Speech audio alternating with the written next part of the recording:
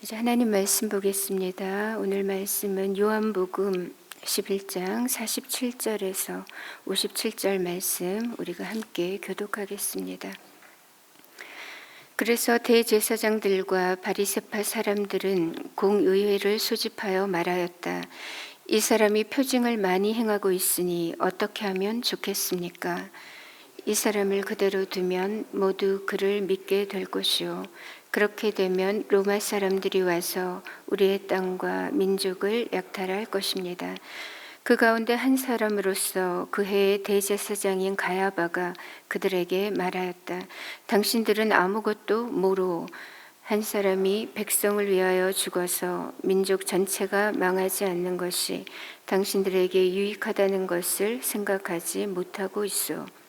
이 말은 가야바가 자기 생각으로 한 것이 아니라 그 해의 대제사장으로서 예수가 민족을 위하여 죽으실 것을 예언한 것이니, 민족을 위할 뿐만 아니라 흩어져 있는 하나님의 자녀를 한데 모아서 하나가 되게 하시기 위하여 죽으실 것을 예언한 것이다. 그들은 그날로부터 예수를 죽이려고 모의하였다. 그래서 예수께서는 유대 사람들 가운데로 더 이상 드러나게 다니지 아니하시고 거기에서 떠나 광야에서 가까운 지방 에브라임이라는 마을로 가서 제자들과 함께 지내셨다. 유대 사람들의 유월절이 가까이 다가오니 많은 사람이 자기의 몸을 성결하게 하려고 유월절 전에 시골에서 예루살렘으로 올라왔다. 그들은 예수를 찾다가 성전 뜰에 서서 서로 말하였다. 당신들은 어떻게 생각합니까? 그가 명절을 지키러 오지 않겠습니까? 함께 읽습니다. 대제사장들과 바리새파 사람들은 예수를 잡으려고 누구든지 그가 있는 곳을 알거든 알려달라는 명령을 내려두었다. 아멘. 예수님의 7번째 표적은 죽은 나사로를 살리신 사건이었습니다. 그리고 오늘 본문은 그 후에 이어지는 내용이죠. 나사로야 나오너라 라는 주님의 말씀 한마디에 죽은 지 나흘이나 된 나사로가 다시 일어났죠. 이것은 예수님께서 참 하나님이신 것과 그분의 말씀에는 생명을 살리는 권능이 있음을 일깨워 줍니다. 예수님은 이 땅에 영원한 생명의 양식으로 오셨습니다. 사망의 그늘에 앉아 슬픔과 고통 가운데 신음하던 인생들에게 영원한 생명의 빛과 구원을 주시려 하신 것입니다. 죽었던 나사로를 살려냈듯이 나 같은 죄인들을 살려내시려고 이 땅에 오셨고, 그것이 바로 하나님 아버지의 선하신 뜻이었습니다. 이 나사로를 살리신 예수님의 표적에 대해서 나타난 사람들의 반응은 크게 두 가지였습니다. 한 부류는 이 일 때문에 예수님께서 하나님의 아들이심을 알게 된 것입니다. 그리고 믿게 된 것이죠. 하지만 똑같은 기적을 보고서도 도리어 예수님을 적대시하던 자들도 있었습니다. 많은 사람들이 예수님을 믿게 되었던 반면에 또 몇몇 사람들은 아주 불순한 의도를 가지고 곧장 바리새파 사람들을 찾아가서 이루는 것을 보게 됩니다. 기적을 본다고 해서 누구나 다 믿음을 가지는 것은 아니라는 것을 알 수가 있습니다. 청함을 받은 자들은 많으나 택함을 받은 자들은 적다고 하신 주님의 말씀처럼 오직 하나님의 택하심을 입은 자들만이 하나님께 반응하고 그분께로 돌아오게 됩니다. 즉 하나님께 속한 주님의 양들만이 예수님의 음성에 응답했던 것입니다. 가령 니고데모 같은 사람은 그가 비록 바리새인이긴 했어도 여타 다른 바리새인들과는 달랐습니다. 그는 예수님의 여러 기적들을 보면서 성경에 의거하여 이러한 일은 하나님이 보내신 이가 아니고서는 불가능하다고 판단합니다.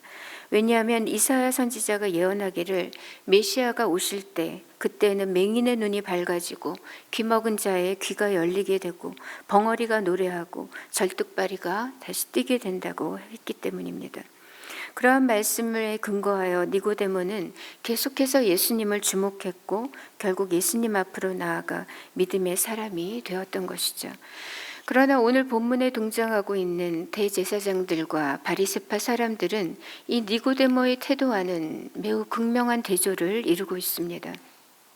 오늘 보면 47절에는 대제사장이다 이렇게 말하지 않고 대제사장들이다 이렇게 기록합니다. 원래 대제사장은 한 명뿐이죠. 왜냐하면 종신직이라서 여러 사람일 수가 없습니다. 그런데도 예수님 당시에는 대제사장이 2명이었습니다. 원래 하나님의 명을 따라서 이 대제사장직은 아론의 계열로부터 시작되었고 이어졌지만 솔로몬 때에 와서 아비아달 대제사장이 아도니아를 지지한 그 이유 때문에 그때부터 대제사장직은 아론의 가문에서 사독 계열로 넘어가고 유지되게 됩니다. 게다가 예수님 당시에는 로마의 통치 아래 있었기 때문에 이 대제사장직을 임명할 때 로마는 자신들의 입맛에 맞는 사람을 이제 또 그것은 임명하게 되었던 것이죠. 그래서 AD 6년부터 15년까지는 사독 가문의 이 안나스가 대제사장직을 지냈고 그 후에는 그의 사위인 가야바가 36년까지 대제사장직을 수행하게 됩니다. 그리고 그 후에는 로마의에서 또 다른 이제 대제사장으로 교체가 되죠. 오늘 본문에는 바로 가야바가 대제사장으로 있을 때였습니다. 그러나 직전에 대제사장이었던 장인 안나스도 역시 살아 있었기 때문에 이 안나스 또한 실제적인 대제사장으로서의 영향력을 행사하고 있었던 것입니다. 그래서 이 안나스와 가야바 두 사람을 포함해서 어떤 본문에 대제사장들이다 이렇게 표현하고 있는 것입니다. 나사로의 사건 때문에 이제 본격적으로 유대의 최고 사법기관이자 의결기구인 산헤드린이 소집되었습니다. 그들은 이 예수가 표징을 많이 행하고 있어 점점 그를 믿는 사람들이 많아짐에 따라 이제 대책을 강구하고 있는 겁니다. 이들은 만약에 예수를 그대로 둔다면 모두가 그를 믿게 될 것이고 그렇게 되면 로마 사람들이 다시 와서 우리의 땅과 민족을 약탈할 것이다 이렇게 말하고 있습니다. 하지만 이것은 이들의 지나친 비약이자 기우였습니다. 예수님은 단 한 번도 정치적인 반란이나 혁명을 획책한 적이 없으십니다. 오히려 가이사의 것은 가이사에게, 하나님의 것은 하나님께 바치라고 가르치셨죠. 또한 나중에 빌라도가 예수님에 대한 그 수많은 조사를 통해서 내렸던 최종적인 결론 또한 바로 무죄였던 것입니다. 그러나 지금 대제사장들과 바리새파 사람들은 마치 예수가 이스라엘 성전과 공동체를 위협하고 있고 앞으로 폭동을 일으킬 것처럼 몰아갔습니다. 하지만 이것은 그들의 표면적인 이유였을 뿐이고 실상은 민심이 예수님께로 쏠리는 것에 대한 그들의 불편함 그리고 시기심 때문이었습니다. 만일의 경우 일어날지도 모르는 로마기 개입으로 인한 자신들의 기득권 상실 이것을 두려워했던 것입니다. 사실 당시 로마는 자신들의 식민지 지배하에 있는 여러 나라들에 대해서 대부분 자치제도를 인정했습니다. 관용 정책을 펼쳤죠. 그러나 결코 용납하지 않았던 것이 하나 있었는데 그것이 바로 로마에 대한 반란과 폭동이었습니다. 유대 지도부는 바로 이것을 빌미 삼아서 지금 예수님을 제거할 명분으로 삼고 있습니다. 그들은 처음부터 예수님에 대해서 신중하게 그리고 공평하게 살펴보고자 하는 마음이 공정하게 살펴보고자 하는 마음이 아예 전무했던 것입니다. 우리가 어떤 것을 논의하고 또 결정할 때 가장 먼저 해야 할 것은 우선 그 상황을 면밀히 신중하게 살피는 것입니다. 그리고 그에 대한 하나님의 뜻이 무엇인가 이것을 구하는 것이죠. 하나님께서 무엇을 기뻐하시는지 또 어떻게 하는 것이 하나님께 영광이 되고 어떻게 하는 것이 사람들에게 유익한지 또한 사람들을 살릴 수 있는지 이것을 생각해야 합니다. 그러나 오늘 소위 가장 거룩한 무리이며 가장 하나님을 잘 섬기고 가장 말씀에 해박하다고 자타공언하는 자들의 결정이 너무나도 천박하고 충격적입니다.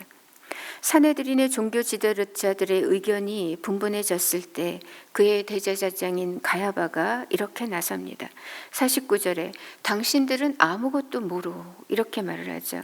이것은 당신들이 지금 너무 무식하다 이렇게 이제 말하는 모욕적인 언사입니다. 50절에 계속해서 한 사람이 백성을 위하여 죽어서 민족 전체가 망하지 않는 것이 당신들에게 유익하다는 것을 생각하지 못하고 있어. 이렇게 가야바가 이제 질책을 하죠. 가야바는 그야말로 지금 쾌도난마적인 처방을 제시했습니다. 민족 전체가 망하느니 차라리 한 사람이 죽는 것이 더 낫다. 즉 예수를 죽여버리면 간단하게 해결될 것을 뭘 그렇게 헤매고 있는 말인 거죠. 예수를 죽임으로써 문제의 화근을 아예 제거해버리면 그것이 여러모로 가장 유익하지 않겠느냐는 뜻이었습니다. 그리고 바로 그날 사내들이는 예수님을 죽이기로 공식적으로 의결을 하고 구체적으로 이제 죽일 방법에 대해 모의하게 됩니다. 오늘 이들의 결정은 너무나도 충격적입니다. 왜냐하면 살해를 결정하고 모의하고 있는 이들이 바로 이스라엘의 영적 선생들이요, 영적 지도자들이었기 때문입니다. 대제사장이 누굽니까? 그는 1년에 한 번 지성소에 들어가 하나님 앞에서 백성의 죄를 속죄하는 가장 영향력 있는 영적 지도자이고 백성을 위한 중보자입니다. 그렇게 중차대한 그리고 거룩한 직책을 맡은 이 가야바의 입에서 차마 믿을 수 없는 말이 새어나왔습니다. 그리고 그 자리에 그 누구 하나 이 가야바의 말에 브레이크를 거는 사람 하나 없습니다. 가야바는 무죄한 자, 아니 오히려 더 백성을 유익하게 하고 있는, 살리고 있는 예수님을 희생양 삼아서 죽이려고 합니다. 이는 당시 이스라엘 지도부가 얼마나 영적으로 타락해 있었는지, 또 그들이 얼마나 영적 소경 상태에 있는지를 잘 보여주는 것이죠. 대제사장들과 율법학자들은 결국 자신들의 정치적 입지와 기득권 유지를 위해서 무죄한 예수님을 죽이기로 결정했습니다. 그리고 예수님의 그 기적의 산 증인인 나사로마저 죽이기로 합니다. 이들은 가장 거룩한 자리에서 가장 어둡고 추악한 일을 벌이고 있었습니다. 그런데 오늘 저자 요한은 이 가야바가 제시했던 희생양 아이디어에 대해서 매우 놀라운 해석을 첨언하고 있습니다.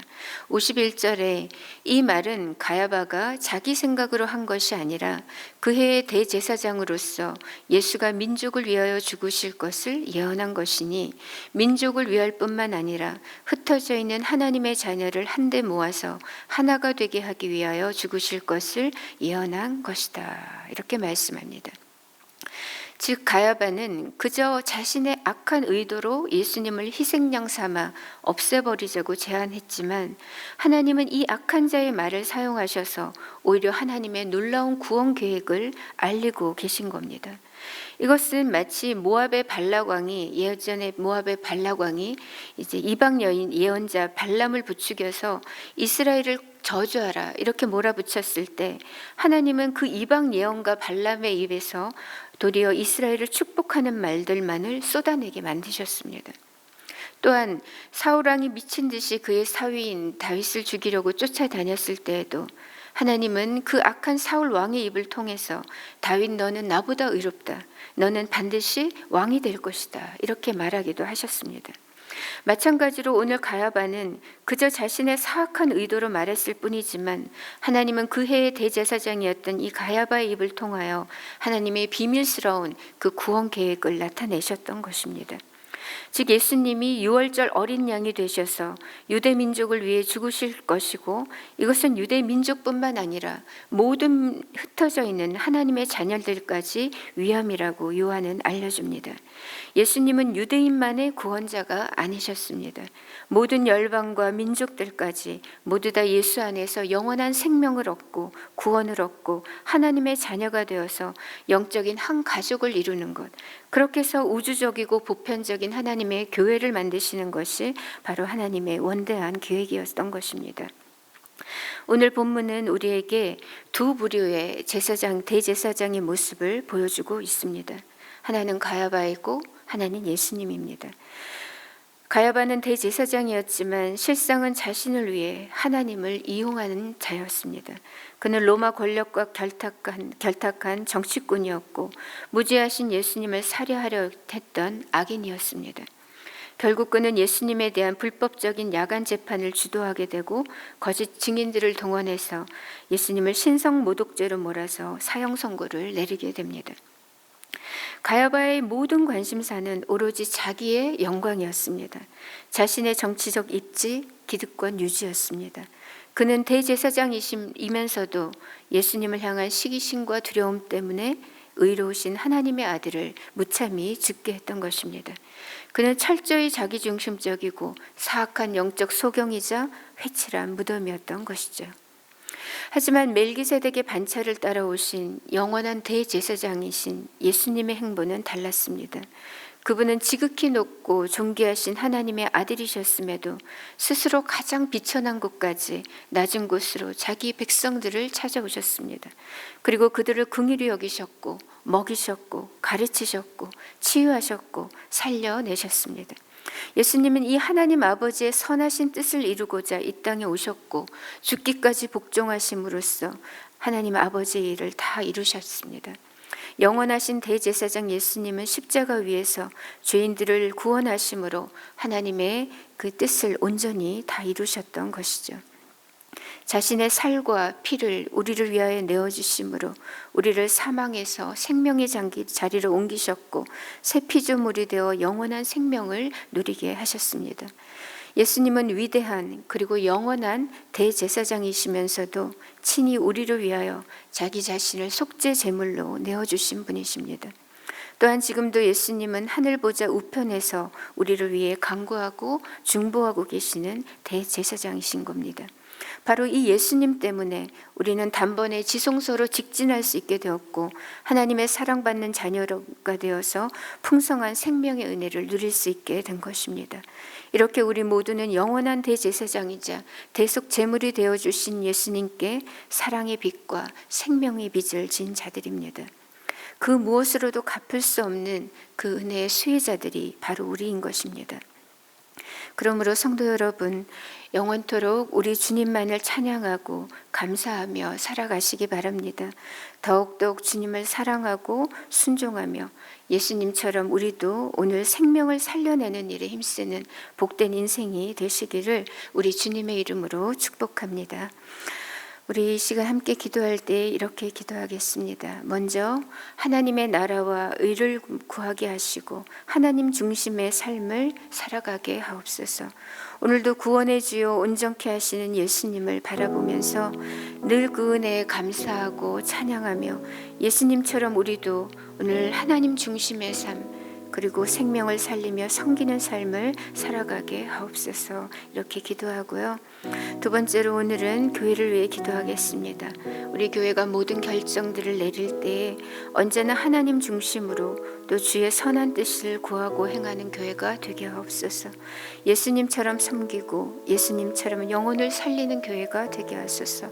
온전히 주님의 영광을 구하며 주님만을 찬양하고 자랑하고 송축하고 경배하는 교회가 되게 하소서. 이렇게 기도하고 또 이제 상공부가 시작되었습니다. 그 가운데 은혜를 주시고 성령 하나님 친히 우리의 스승 되셔서 이끌어 주시기를 기도해 주시기 바랍니다. 마지막으로 하나님의 선하신 뜻 가운데서 이 전쟁이 속히 그치고 우리의 일상이 평안하게 다시 회복시켜 달라고 우리가 중보하고요. 개인의 기도 제목으로 하나님 앞에 나아가도록 하겠습니다. 함께 기도하겠습니다.